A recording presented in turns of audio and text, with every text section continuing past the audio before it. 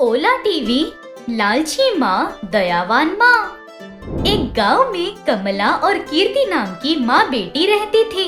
कमला की बहुत आशाएं थी, हमेशा पैसे कमाने के बारे में ही सोचती रहती। उस विचार से अपनी बेटी को भी ठीक से नहीं देखती। एक दिन कमला कैलेंडर घुमाते हुए, नजदीक में कौन सा त्योहार है? हाँ, गणेश चतुर्थी है ना? गणपति की मूर्ति बेचूंगी तो बहुत पैसे आएंगे। मैं तुरंत उस व्यापार को शुरू करूंगी। ऐसे उसी गांव में रोड के बगल में एक दुकान में बहुत सारी मूर्तियां रखकर व्यापार करती रहती। तो उसकी दुकान के सामने गौरी नाम की औरत फुटपाथ पर मिट्टी की मूर्तियां बेच रही थी। गौरी बहुत गरीब थी, बहुत अच्छी थी।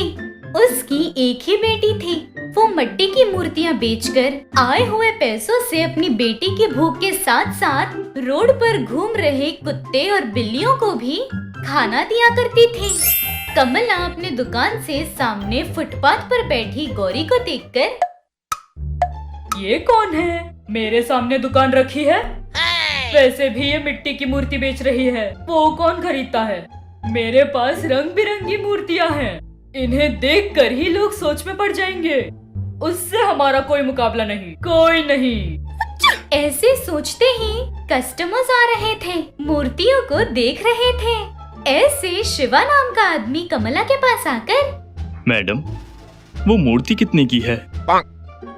वो 1000 रुपये। 1000 तो बहुत ज्यादा की है जी। ज्यादा? वो बहुत कम है भाई। त्योहार है इसलिए मूर्ति ले आकर बेच रही हूँ। मैं एक भी रुपया मुनाफा नहीं कमा रही। भगवान को बेचकर मुनाफा कमाना पसंद नहीं। तो भी इसकी कीमत 500 रुपये भी नहीं। देखो भाई, 1000 का तुम्हें 500 रुपये में चाहिए तो वो देखो वहाँ है मूर्ति, वो देती हूँ, लेकर जाओ। कौन सी? वो? हाँ वही, वो 500 की है, चाहिए तो लेकर जाओ। ठीक है, दीजिए। ऐसे 500 रुपये देकर वो मूर्ति ले जाता है। उसके जाते ही कमला पैसे गिनते हुए, 200 रुपये की मूर्ति को 500 रुपये में बेचा। पागल। 500 रुपये की मूर्ति को 1000 और 200 रुपये की मूर्ति को 500 बोलेंगे तो सस्ते में आ रहा है, इसीलिए वही ले जाएंगे। ये मुझे नहीं पता, भोनी हो गई मेरी। यहाँ गौरी मिट्टी की गणपति को लाइन से लगाकर बेच रही थी। उसकी बेटी को बगल में बिठाकर आते जाते लोगों को मूर्तियाँ दिखा रही थी। ऐसे सूरी नाम का आदमी आकर, सुनिए, ये मूर्ति कितने की है? 50 रुपये सर। इतना कम दाम? 50 में क्या आता होगा? ये मूर्ति आती है जी। तुम्हें इसमें क्या लाभ है? इतने कम में बेचोगी तो कैसे? मेरा लाभ मिला के ही 50 सर। मूर्ति तैयार करने में मुझे सिर्फ 30 रुपये लगे हैं और 20 रुपया मेरा लाभ जोड़कर 50 में बेच रही हूँ। न्याय करके व्यापार कर रही हो तुम। ये लो, 50 में वो एक मूर्ति दे दो। ऐसे बोलकर 50 रुपये देकर वो मूर्ति लेकर चला जाता है। गौरी 50 रुपये में ही मूर्ति बेच रही है, ये जानकर कमला मन में, पागल, अकल ही नहीं। वैसे भी सबको मेरी जैसी अकल कहाँ।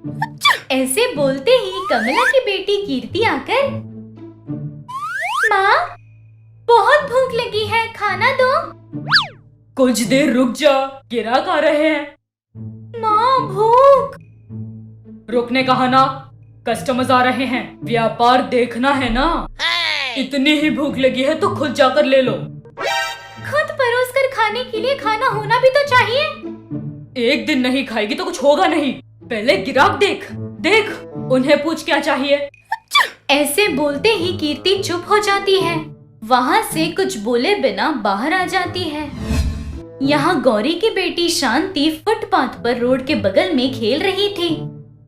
बेटा शांति, खाना खा लो। अभी नहीं चाहिए माँ, कुछ देर बाद खाऊंगी। अभी खाना होगा, समय देखो। हर दिन वक्त पर खाओगी तो सेहतमंद रहोगी। आओ।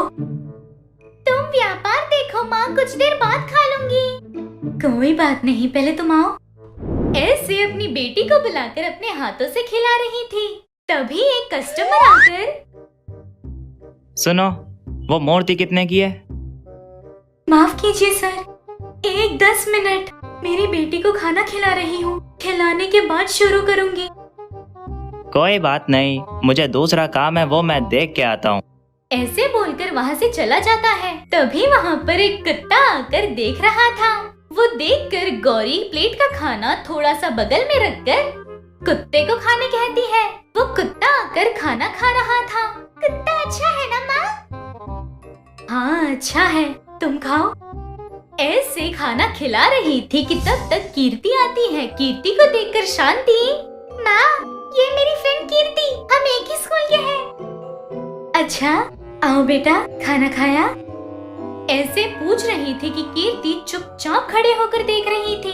वो देखकर गौरी, यहाँ आकर बैठो, खाना देती हूँ, खाओ। ना जाने कब खाया। नहीं आंटी, खाने को कभी मना नहीं करते। मैं ही नहीं, कोई भी दे मना नहीं करते, ठीक है? ऐसे कीर्ति को बगल में ही बिठाकर अपनी बेटी को जैसे खिला रही थी वैसे ही कीर्ति को खिला रही थी। कीर्ति बहुत पसंद से खा रही थी। अच्छा है, अच्छा है, अच्छा खाओ। ऐसे प्यार से खिला रही थी। ये सब अपने दुकान से देख रही कमला को बहुत गुस्सा आता है, लेकिन देखने पर उसकी बेटी के चेहरे पर खुशी थी। कीर्ति बहुत खुशी से हंसते हुए गौरी के खिलाए हुए खाने को खा रही थी। गौरी, कीर्ति और शांति तीनों बहुत खुश थे। वो देखकर कमला, छह, कुछ न होने के बावजूद वे इतने खुश हैं। सब होने के बावजूद और आशाएं रखकर ऐसी हूँ। भूख कहने पर मेरी बेटी को खाना दिए बगैर पैसे कमाने का देख रही हूँ, लेकिन वो काम छोड़कर अपनी बेटी को खिला रही है। माँ का प्यार वही है ना, तो फिर मैं ऐसी क्यों हूँ? शे, गलत किया। माँ शब्द का अर्थ नहीं जानती मैं। अगर ऐसा किया तो मेरी बेटी को मुझ पर प्यार रहेगा? मुझे तो वो माँ भी नहीं बुलाएगी कुछ दिन बाद। गलती को सुधारना पड़ेगा। ऐसे बोलकर वहाँ से गौरी के पास आती है। कमला को देखते ही सभी लोग शॉक। माफ कीजिए, बच्ची भूखी थी इसलिए खाना दिया। नहीं नहीं, मुझे थैंक यू कहना चाहिए। आपने मेरी बेटी को खाना खिलाकर जो प्यार मैं नहीं दिखा पाई वो दिखाया है। मुझे माँ के प्यार का एहसास करवाया है।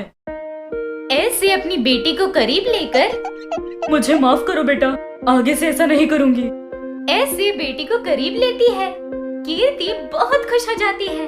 ऐसे कमला गौरी के किए काम से बदलकर पैसों पर अपनी आशाएं छोड़कर अपनी बेटी को प्यार से देख रही थी।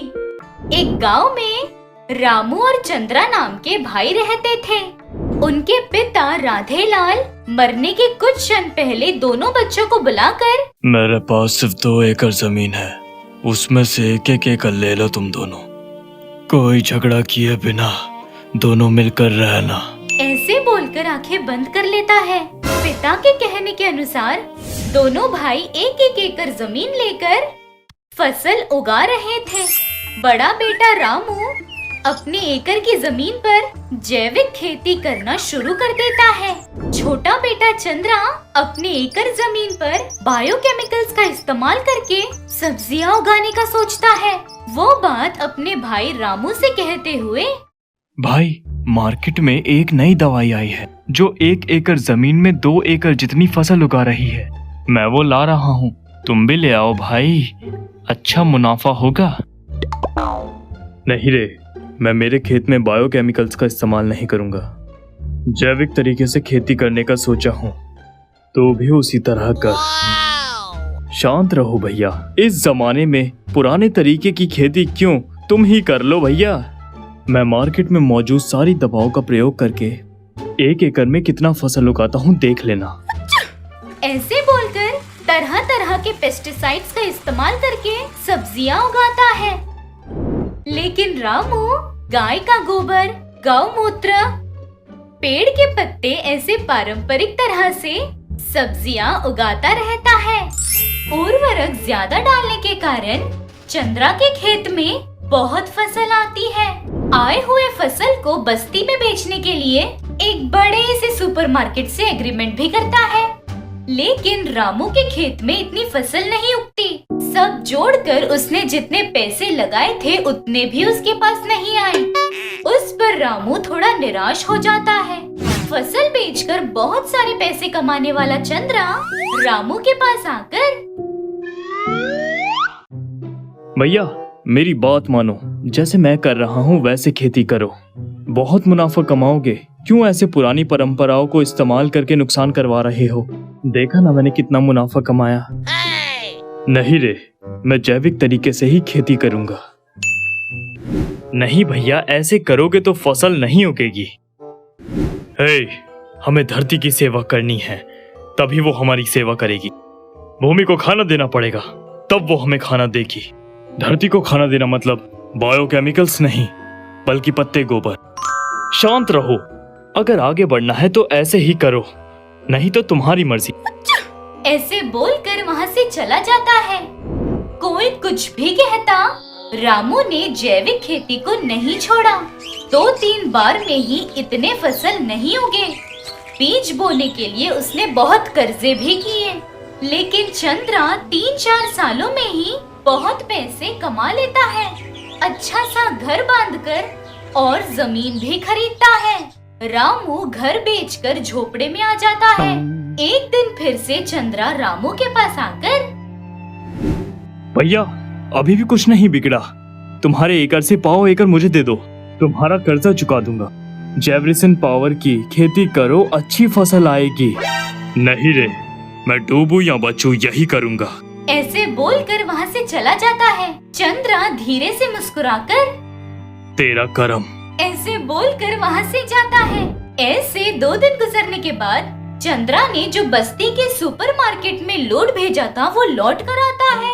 लोड लौट कर आने पर चंद्रा आश्चर्यचकित होकर सुपरमार्केट वाले को फोन मिलाकर पूछता है। तब वो, सॉरी सर, आपने जो भेजा है उसमें बहुत जैव रसायन है, इसलिए हमने उन्हें वापस भेज दिया। अच्छा, उर्वरक डाल के उगाया है तो उर्वरक नहीं रहेगा तो क्या रहेगा? तू नहीं लेगा तो कोई और नहीं लेगा क्या? तुझसे ज्यादा दामों में बेचूंगा मैं।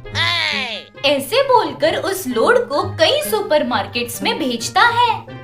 सभी लोग उस लोड को लौटा देते हैं। चंद्रा शॉक, सारी फसल खराब हो जाती है। फिर भी चंद्रा चुप बैठे बिना फिर से जैव रसायन का उपयोग करके खेती कर रहा था। लेकिन रसायन का उपयोग करने की वजह से जमीन खराब होकर फसल का उगना कम हो जाता है।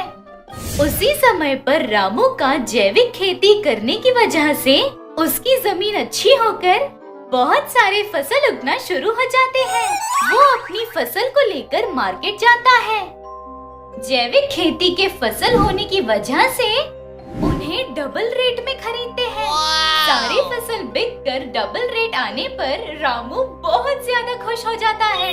ऐसे 4-5 फसल होने के बाद चंद्रा के खेत में फसल उगना ही बंद हो जाता है। लेकिन रामू के खेत में बहुत सारे फसल उगते हैं। कुछ ही समय में रामू अपने सारे कर्जे मिटाकर बेचे हुए अपने घर को फिर से खरीदकर उसी घर में बहुत खुशी से रह रहा था। लेकिन चंद्रा की परिस्थिति पूरी तरह बदल गई थी। फसल ना उगने पर कर्जा कर लेता है। किए हुए कर्जे को चुकाने के लिए जमीन बेचने का सोचता है, लेकिन जमीन सूखी पड़ गई थी, इसलिए उसे खरीदने के लिए कोई आगे नहीं आता। क्या करना है ये समझ ना आने पर चंद्रा के पास रामू आकर, छोटो ऐसे क्यों हो तुम? बहुत बड़ी गलती कर दी भैया। तुमने कितनी बार कहा, लेकिन उर्वरक डालने पर ज्यादा पैसे आएंगे इसलिए मैंने बहुत ज्यादा इस्तेमाल कर लिया। अभी वो उर्वरक मेरी फसल को ही नहीं बल्कि जमीन को भी बर्बाद कर दिया। कोई बात नहीं, परेशान मत हो। 1.25 एकड़ जमीन लिया था ना, उसमें तुम खेती करो और अभी के खेत में पारंपरिक उर्वरक का इस्तेमाल करो। खेत पर नजर रखना, किसी न किसी दिन वो फिर से सोने की भूमि हो जाएगी। भैया, ये जमीन हमारी माँ की तरह है। माँ को कुछ कह दो तो वो उसी वक्त के लिए गुस्सा होती है। खाना खाने का वक्त आए तो बस माँ सारी बातें भूलकर पेट भर खाना देती है। धरती भी वैसे ही, हम रसायन डाल के चाहे कितना ही बर्बाद करें, फिर से पारंपरिक तरह से उसकी पसंद के हिसाब से करें तो किसी न किसी दिन गुस्सा कम करके हमारी तकलीफें दूर करती है। ठीक है? हाँ भैया। ऐसे बोलकर उस दिन से चंद्रा भी उसके भैया के दिए हुए जमीन पर पारंपरिक तरह से खेती कर रहा था।